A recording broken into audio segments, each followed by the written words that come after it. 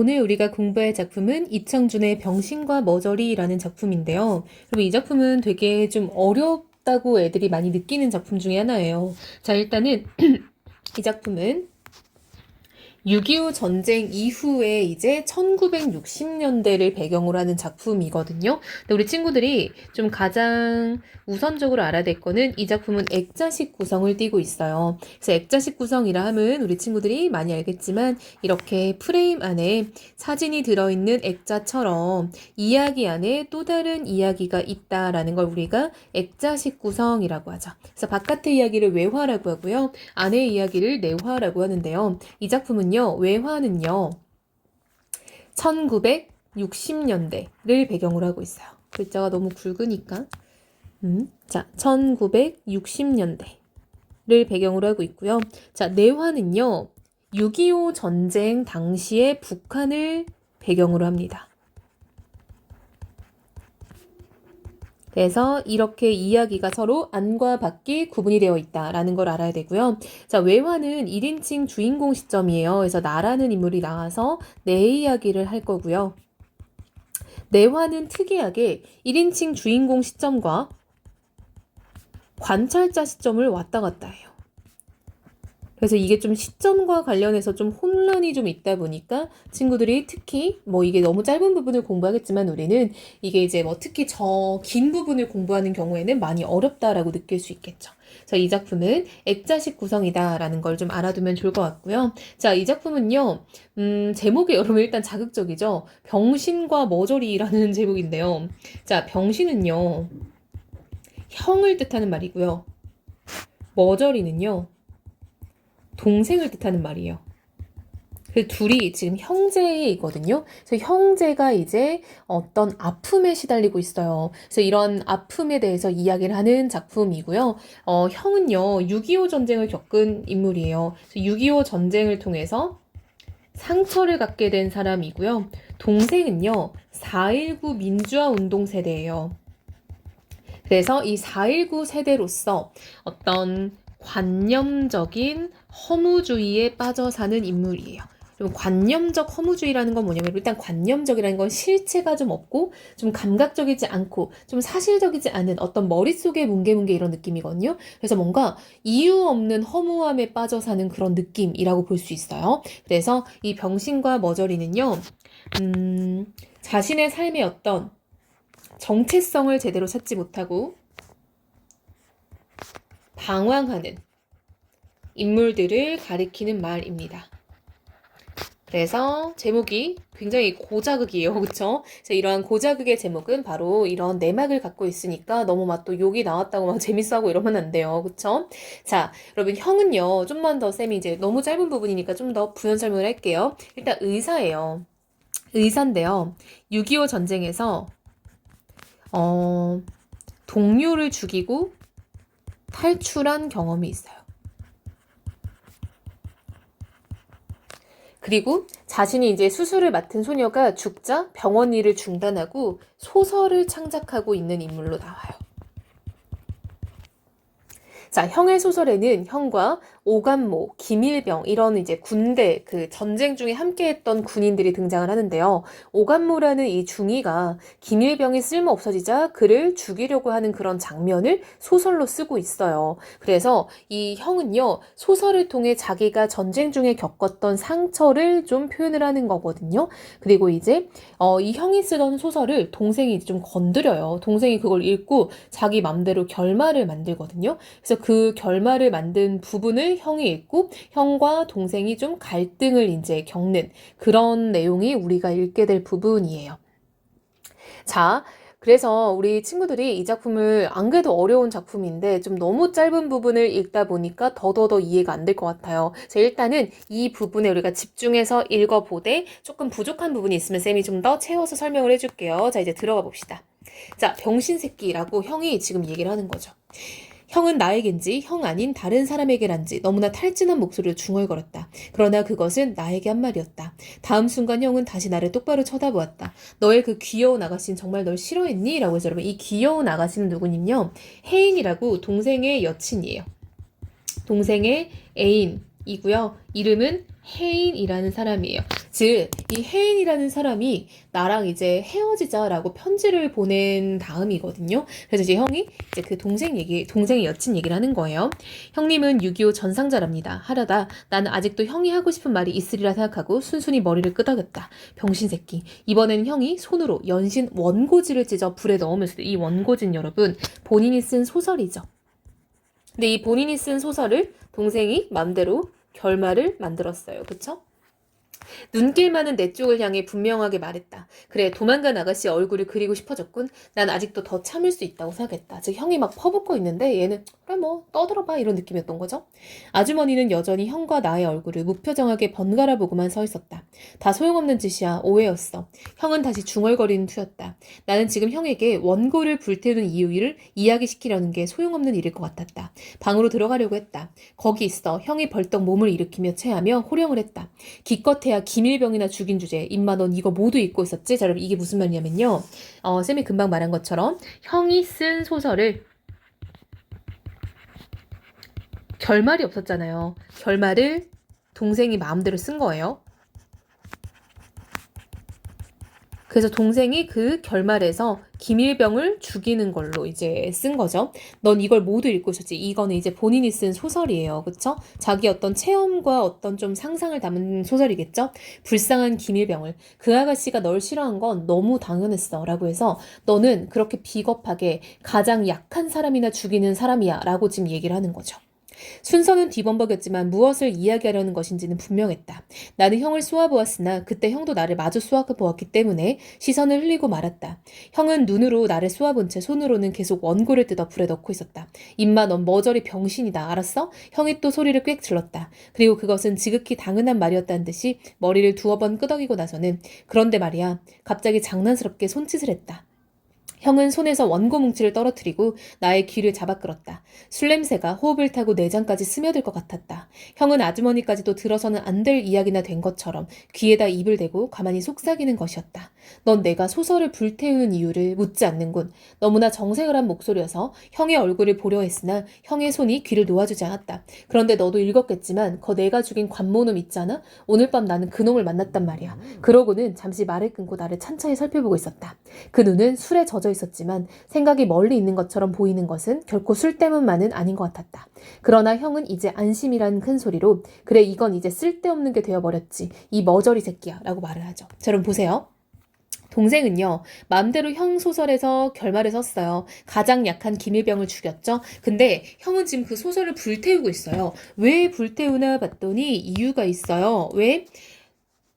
그 오감모를 만났다는 거예요, 형이. 자, 형은요, 그 김일병을 죽이려 했던 오감모를 굉장히 미워하는 거예요. 그쵸? 그러니까 오감모처럼 이렇게 비열한 사람이 아직도 살아있다라는 거에 대해서 형은 좀 상심을 했고요. 이것 때문에 소설을 불태우게 된 거예요.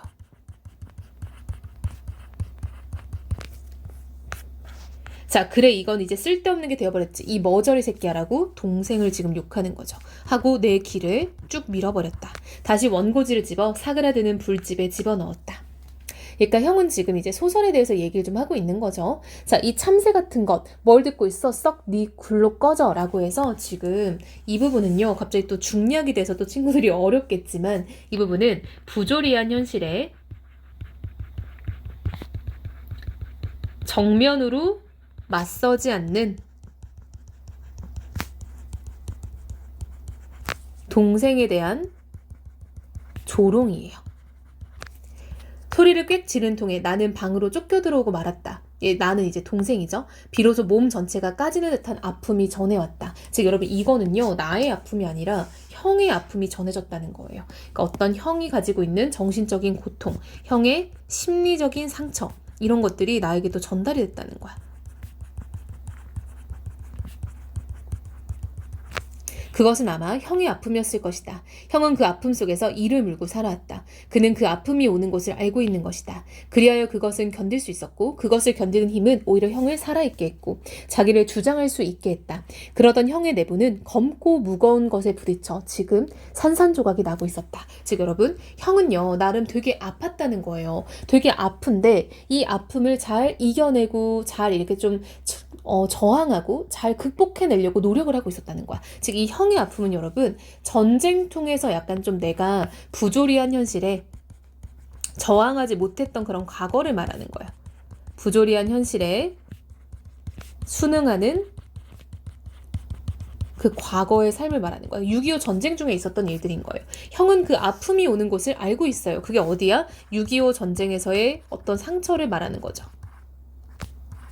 자기가 그때 그 부조리함 속에서 목소리를 내지 않았던 거. 그런데 오히려 그걸로 잘 살아오고 있었는데 검고 무거운 것. 이건 뭐야? 오감무를 다시 만나서 생긴 거예요. 오감무와의 재회에서 다시 문득 생긴 어떤 부조리함인 거예요. 그러니까 오감무를 만나고 나니 저런 나쁜 놈의 새끼가 아직도 살아있다니 하는 거에 형이 지금 좌절을 한 거예요. 자, 그렇다고 해서 이제 형은 곧 일을 시작하게 될 것이다. 형은 자기가 솔직하게 시인할 용기를 가지고 마지막에는 관모의 추력이 착각이든 아니든 사실로서 오는 것에 보다 순종하여 관념을 파괴해버릴 수 있는 힘이 있었다. 무엇보다도 형은 그 아픈 곳을 알고 있었으니까. 어쨌든 형은 지금까지 지켜온 그 아픈 관념의 성은 무너지고 말았지만 그만한 용기는 계속해서 형에게 메스를 휘두르게 할 것이다. 그것은 무서운 창조력일 수도 있었다. 자, 그럼 보세요. 이 부분은 뭐냐면요. 동생의 입장에서 형에 대해서 평가를 한 거예요. 자, 동생의 입장에서 생각한 형의 모습이에요. 즉, 무슨 상황이냐면 좀 정리를 해볼게요. 형은 6.25 전쟁 중 부조리한 상황을 목격을 해요. 근데 그거에 저항을 못했던 거예요. 그렇게 저항을 못한 자신에 대해서 스스로 자책하는 거예요. 이러한 자책을 소설로서 승화하고 있었던 거예요. 소설로. 근데 이 소설로 이제 그런 것들을 어떻게 좀 승화, 즉 극복하고 뭔가 좀 이겨내보려고 노력하고 이랬던 거죠. 근데 그 와중에 누굴 만났어? 오감무를 만나게 된 거죠. 오감무, 즉 이 오감무가 형의 입장에서는 부조리의 상징인 거예요. 즉 이 써져, 그쵸? 자, 오감무는 부조리로 상징이 되는데 이 오감무를 제외함으로써 다시 약간 좀 형이 무너진 거죠. 그걸 상처를 잘 극복해 보려고 노력하고 있었는데, 하지만 동생이 보기에는 형은 그 이후로도 잘 살아갈 수 있는 사람이라 보는 거야. 그럼에도 불구하고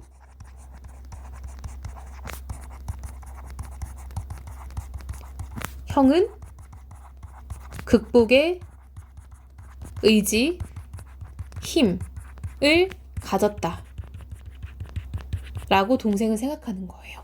왜? 형이 이런 힘을 가질 수 있는 이유는 뭐냐면요. 형의 상처는 그게 뚜렷하다는 거야. 형의 상처는 매우 사실적이고 원인이 뚜렷하다는 거지. 전쟁 중에 그러했던 자신 이렇게. 자, 요게 지금 동생이 파악한 형이에요. 좀 필기 자리를 옮길게요.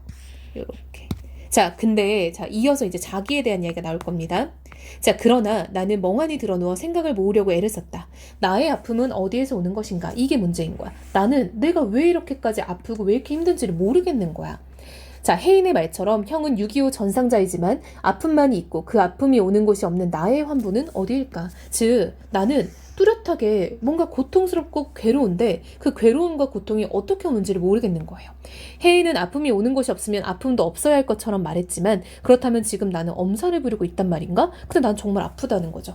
나의 일은 그 나의 화폭, 즉 그림인 거죠. 그러니까 나도 나름 그림을 그려서 뭔가를 회복해 보려고 했던 거예요. 그쵸? 이 그림도 나 역시 자신의 어떤 상처를 극복해 보려는 매개체였어요. 자, 깨어진 거울처럼 산산조각이 나 있었다. 즉, 근데 그게 이제 산산조각이 났다는 거는 뭔가 힘을 잃었다의 느낌으로 보이죠. 그것을 다시 시작하기 위하여 나는 지금까지보다 더 많은 시간을 망설이며 허비해야 하는지도 모른다. 즉, 그것은 뭐겠어? 아픔의 원인을 찾는 거죠. 그쵸? 내가 왜 이렇게까지 괴로운지, 괴로움의 이유를 찾는 것을 말하는 거예요.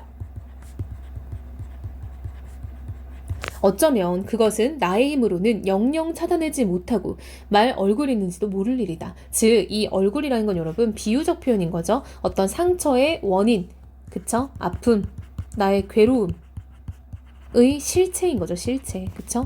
그 실체를 나는 못 찾을지도 모른다. 나의 아픔 가운데는 형에게서처럼 명료한 얼굴이 없었다. 즉, 내 아픔은요, 뭔가 뚜렷한 원인, 어떤 나의 그런 과거의 어떤 뭐 기인에 있는 경험 이런 게 없다는 거예요. 그래서 나는 더 힘들다라는 얘기를 하는 거죠. 자, 이 부분은 그럼 나의 상처에 대한 이야기를 하고 있는 거죠. 동생이 자신의 상처에 대해서 성찰을 하는데요. 그러니까 나는 뭔가 뚜렷한 계기가 있는 게 아니야. 그냥 나는 정신적으로 괴로운 거야. 난 어떻게 보면은 정신적인 뭔가 괴로워. 그러니까 그거를 우리가 관념적이라고도 표현할 수 있는 거죠. 관념적인 괴로움이 있는데 이러한 괴로움에는 뚜렷한 원인이 없어. 그러니까 다른 사람들이 봤을 때 너는 왜 그러는데? 라고 생각할 수 있는 거죠. 뚜렷한 이유가 없다라는 게 나에게 있어서 가장 괴로운 거죠. 이 부분이 형과 나의 대비가 되는 거죠. 즉, 형은요. 6.25 전쟁이라는 뚜렷한 이유가 있어요. 전쟁 중에 본인이 비겁했다라는. 근데 나는 그게 없다는 거죠. 그러니까 나는 형보다 더 힘든 것 같다라고도 느끼는 거예요. 그래서 이렇게 지금 대비가 되고 있다라는 거 알 수 있겠죠. 그래서 이 작품 여러분 어려운 작품인데 우리가 너무 일부를 보다 보니까 그게 조금 더 힘들 것 같아요. 자, 여러분 이 작품에서 가장 우리가 좀 주의해야 될 건 뭐냐면요. 특징인데요. 어떤 감정적인 그런 개입이 거의 없어요. 그래서 서술자의 감정적 개입이 배제되어 있다. 이게 가장 중요합니다. 그래서 이 부분은 우리 친구들이 선택지에 나왔을 때 절대 놓치지 않았으면 좋겠어요.